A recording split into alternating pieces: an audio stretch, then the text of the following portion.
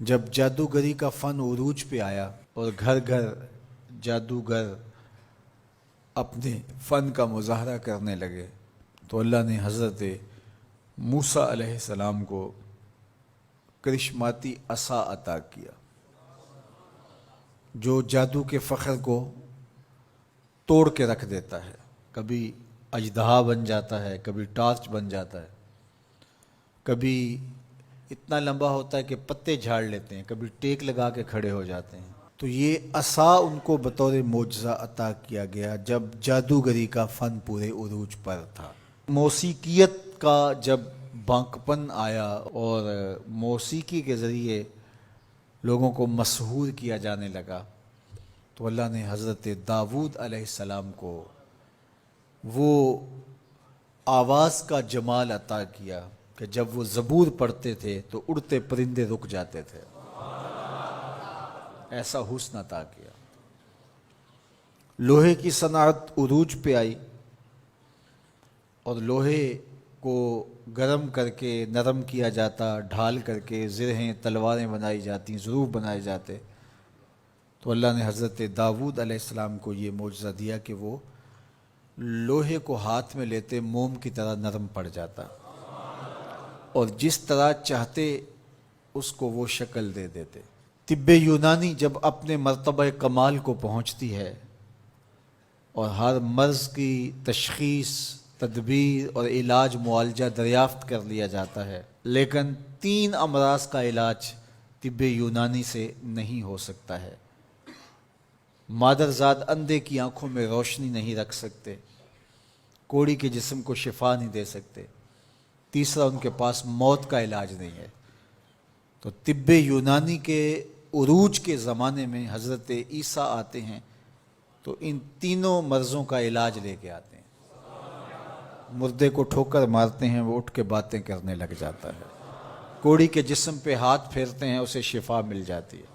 نابینا کی آنکھوں پہ ہاتھ رکھتے ہیں، نور اترنے لگتا ہے. مصر کے کوچہ و بازار میں جب حسن والوں کے حسن کے چراغ جلنے لگے اور ایک سے بڑھ کر ایک حسین دل لبھانے لگا، ان کی عشوہ ترازیاں نیندیں اچاٹ کرنے لگیں، تو اللہ نے حسن و جمال کے زمانے میں حضرت یوسف علیہ السلام کو معجزہ جمال دے کے بھیجا. اور جب ان کے جمال کا، حسن کا چراغ روشن ہوا تو سارے دیے بجھ گئے، اور جنہیں ناز تھا اپنے حسن پہ وہ اپنی انگلیاں کاٹتے ہوئے دکھائی دیتے ہیں. تو ہر دور میں ایسا ہوا. آپ انبیاء کی تاریخ پڑھتے جائیں اور ان کے معجزات دیکھتے جائیں اور اس دور کا عروج اور بانکپن آپ کو جو ملے گا، معجزہ اس کا توڑ آپ کو نظر آئے گا. جب میرے اور آپ کے آقا و مولا تشریف لائے تو زبان و بیان کا عروج تھا، قرآن دیا گیا. قرب قیامت میں انسانی ارتقاء اور مادی ترقی اور اپالو یازدم کے ذریعے چاند پر جانے کی باتیں ہونی تھی اور لوگوں نے مریخ پر جانے کی تیاریاں کرنی تھی. تو اللہ نے اپنے محبوب کو دوسرا بڑا معجزہ معراج عطا کیا کہ دنیا الٹی چھلانگیں بھی لگاتی پھرے، وہاں کسی کا خیال بھی نہیں پہنچ سکتا جہاں محمد عربی کے قدم پہنچ گئے.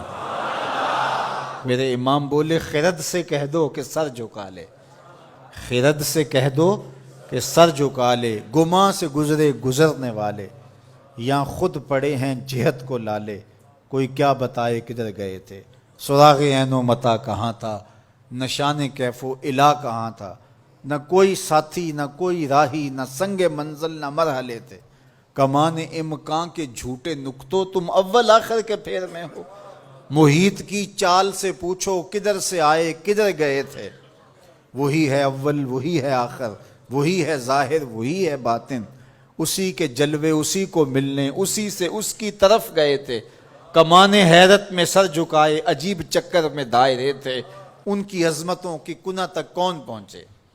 یہاں تو جبریل بھی ہاتھ باندھ کے کھڑے ہیں. جب جبریل نے کہا کہ حضور آگے میں نہیں جا سکتا تو کہا وہی لانے والے اب آنا آگے، جو در دوستی مخلصم یافتی، جب دوستی میں تو نے مجھے مخلص پایا ہے تو پھر راستہ کیوں چھوڑ رہا ہے.